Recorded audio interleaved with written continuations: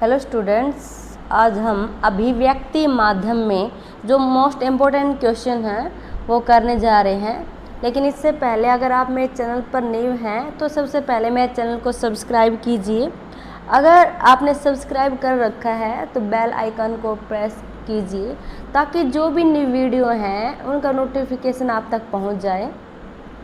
तो आज का जो हमारा क्वेश्चन है वो बहुत ही इम्पोर्टेंट क्वेश्चन है स्टूडेंट्स, जो बार बार एग्ज़ाम में पूछा जाता है और अभिव्यक्ति माध्यम में 20 या 25 नंबर के जो क्वेश्चन वो पूछे जाते हैं। बहुत इम्पोर्टेंट है ये क्वेश्चन जो मैं समझा रही हूँ।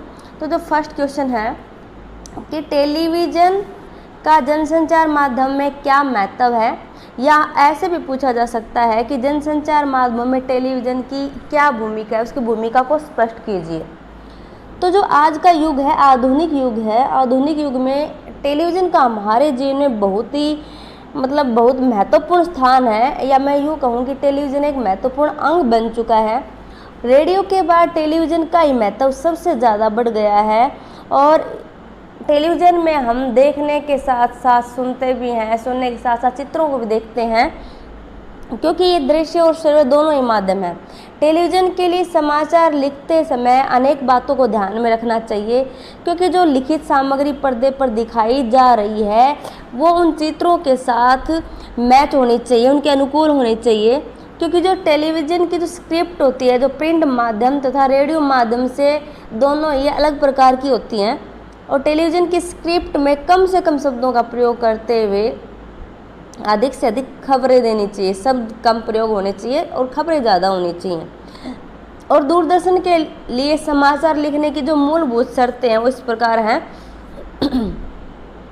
कि लेखन जो है, जो बातें जो लिखी गई हैं वो किसके अनुकूल होनी चाहिए, दृश्य के अनुकूल होनी चाहिए, जो दिखाया जा रहा है कैमरे पर। और कैमरा द्वारा लिए गए जो शॉट्स अगर वो वन प्रदेश के हैं तो समाचार भी वन प्रदेश के ही प्रस्तुत होने चाहिए, किसी गांव या कस्बे के नहीं। इसी प्रकार यदि दृश्य किसी दुर्घटना का है तो उसी दुर्घटना से संबंधित समाचारों को यहाँ पे बताना चाहिए। ठीक है, जो नेक्स्ट क्वेश्चन है ये बहुत इंपॉर्टेंट है स्टूडेंट्स। टेलीविज़न समाचारों के विभिन्न चरणों पर सार रूप में प्रकाश डालिए। सार रूप में, संक्षिप्त रूप में आपने बताना है। देखिए, टेलीविज़न समाचार के विभिन्न चरणों प्रसार रूप में, जैसे दूरदर्शन या टेलीविज़न पर समाचार देने का जो मूल आधार है एक ही है, जैसे प्रिंट मीडिया या रेडियो में होता है वैसे ही है, और इसका आधार पहले सूचना देना होता है। किंतु जो दूरदर्शन पर यह सूचना कई प्रकार से अन्य चरणों से होकर वो दर्शकों तक पहुंचती है। तो जो सबसे पहला जो चरण है वो है फ्लैश या ब्रेकिंग न्यूज। ठीक है, फ्लैश या ब्रेकिंग न्यूज क्या होती है? फ्लैश या ब्रेकिंग न्यूज उसे कहते हैं जो सबसे महत्वपूर्ण होती है, जो अनायास या अचानक ही आने वाली जो खबर होती है वो क्या होती है, फ्लैश या ब्रेकिंग न्यूज होती है। और इसे दर्शकों तक तत्काल उसी समय पहुंचाया जाता है, या कम से कम शब्दों में ये जानकारी दी जाती है। नेक्स्ट जो पॉइंट है ड्राई एंकर। इसमें जो एंकर होता है समाचारों के बारे में दर्शकों को बताता है कि जो घटना घटे वो कहाँ, कब, कैसे और क्या हुआ था भाई जब वो घटना घटी थी। तो जब तक समाचार के दृश्य स्टूडियो में नहीं पहुंचते हैं तब तक जो एंकर होता है, जो समाचार प्रस्तुत करने वाला होता है, वो इन जानकारियों के आधार पर ही सूचनाएं हम तक पहुंचाता है। नेक्स्ट देखिए, एंकर विजुअल। जब घटना से संबंधित दृश्य प्राप्त हो जाते हैं, जब हमें दृश्य मिल जाते हैं तब उन दृश्यों को आधार बनाकर ही खबरें लिखी जाती हैं। एंकर उसे पढ़कर दर्शकों को सुनाता है और इस खबर का आरंभ पहले सूचना से होता है और बाद में जो घटनाएं होती हैं उन घटनाओं से संबंधित जो दृश्य होते हैं उनको दिखाया जाता है। नेक्स्ट है एंकर बाइट। जो बाइट होता है, बाइट का तात्पर्य होता है कथन, बात जिसको हम कहते हैं। और जो टीवी मीडिया है इसमें बाइट का या कथन का बहुत ज़्यादा महत्व होता है।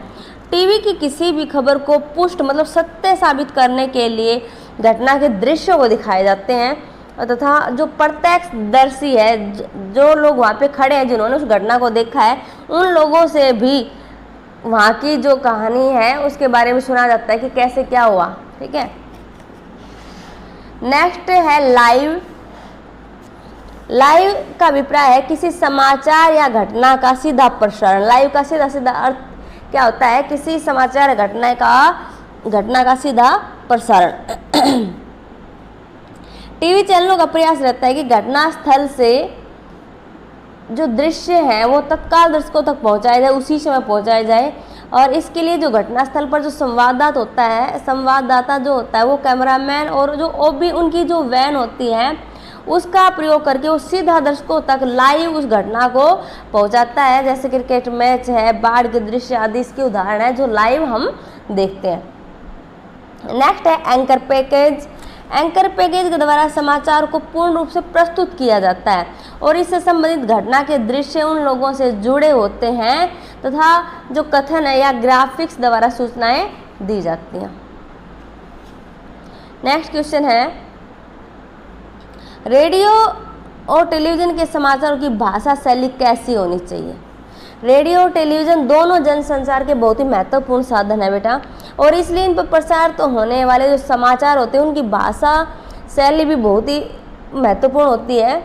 और समाचारों की भाषा का जो निश्चित एक फार्मूला या ढांचा नहीं होता, क्योंकि भाषा में प्रयोगशाला की विशेषता उसे बहुत ज़्यादा समृद्ध और विकसित बना देती है।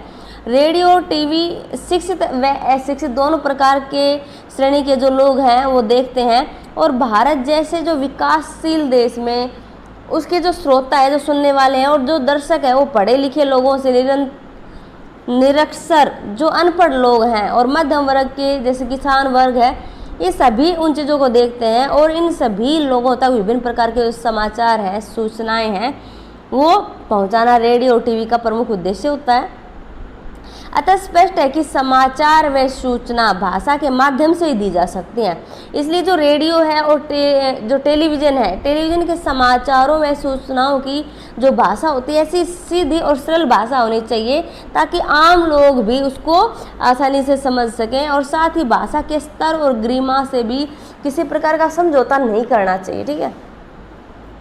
अतः निष्कर्ष रूप से कहा जा सकता है कि रेडियो व टीवी में प्रसारित होने वाले समाचारों की भाषा आम लोगों के निकट मतलब उनके नज़दीक की भाषा होनी चाहिए, और सरल भाषा के प्रयोग करने का जो बेहतर उपयोग है वो है वाक्य संरचना। एवं जो वाक्य संरचना कैसे होनी चाहिए? संक्षिप्त होनी चाहिए। जब हम जटिल भाषा का प्रयोग करेंगे तो उसमें लिखी हुई बात खुद भी नहीं समझ सकेंगे तो उस बात को दूसरों को कैसे समझाएंगे। समाचारों की भाषा के प्रति दृष्टिकोण ऐसा होना चाहिए कि जैसे हम अपनी बात को अपने ही घर के किसी सदस्य को कोई बात समझाने का प्रयास कर रहे हैं।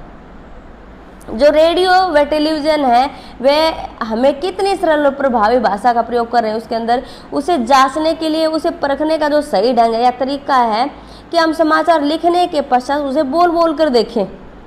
इस प्रक्रिया में हमें स्वयं यह पता चल जाता है कि भाषा में कितनी सरलता है वह कितनी प्रभावमयता है, उसे लोग आसानी से समझ सकेंगे। नेक्स्ट क्वेश्चन है स्टूडेंट्स,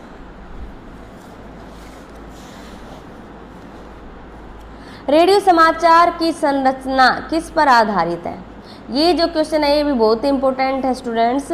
जो रेडियो समाचार की संरचना भी जनसंचार के जो अन्य माध्यम है उन माध्यमों की भांति जो उल्टा पिरामिड शैली है उस पर आधारित होती है। और आप भले ही किसी भी माध्यम के लिए समाचार लिखें, लेकिन जो समाचार लिखने की जो प्रमुख विधि तथा जो प्रचलित शैली है वो उल्टा पिरामिड ही होती है, और सभी तरह के जो समाचारों की लोकप्रिय जो पद्धति है वो भी उल्टा पिरामिड शैली ही है। इस शैली में सबसे पहले क्या होता है, समाचार के महत्वपूर्ण तथ्य को लिखा जाता है, इसके बाद इसे घटते हुए या महत्व क्रम में अन्य तथ्यों और सूचनाओं को भी लिखा व बताया जाता है।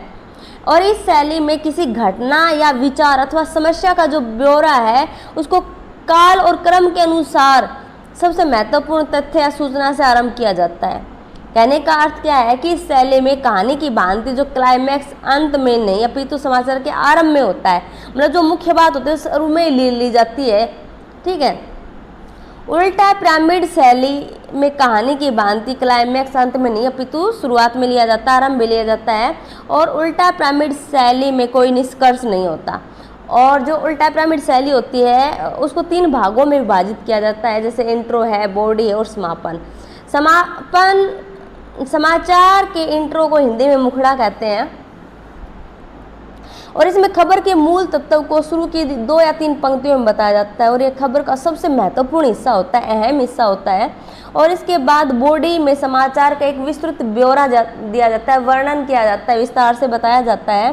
हालांकि इस शैली में समापन जैसी कोई चीज़ नहीं होती है, फिर भी यहाँ तक कि जो प्रासंगिक तथ्य और जो सूचनाएं दी जाती हैं, अगर ज़रूरी हो तो समय और जगह की कमी को देखते हुए जो आखिरी जो लाइन होती है उन पैराग्राफों को काटकर हटाया भी जा सकता है और उस स्थिति में खबर वही समाप्त हो जाती है। उदाहरण के लिए जैसे रेडियो समाचार के एक इंट्रो अर्थात मुखड़े को देखिए, जिससे बिहार में सूखे का संकट गहराता जा रहा है, राज्य में सूखे के कारण लाखों एकड़ फसल बर्बाद होगी। तो स्टूडेंट ये आपके महत्वपूर्ण क्वेश्चन थे, इनको आपको अच्छे से समझना है। थैंक्स स्टूडेंट्स, मेरे चैनल को लाइक कीजिए, सब्सक्राइब कीजिए और कमेंट्स कीजिए।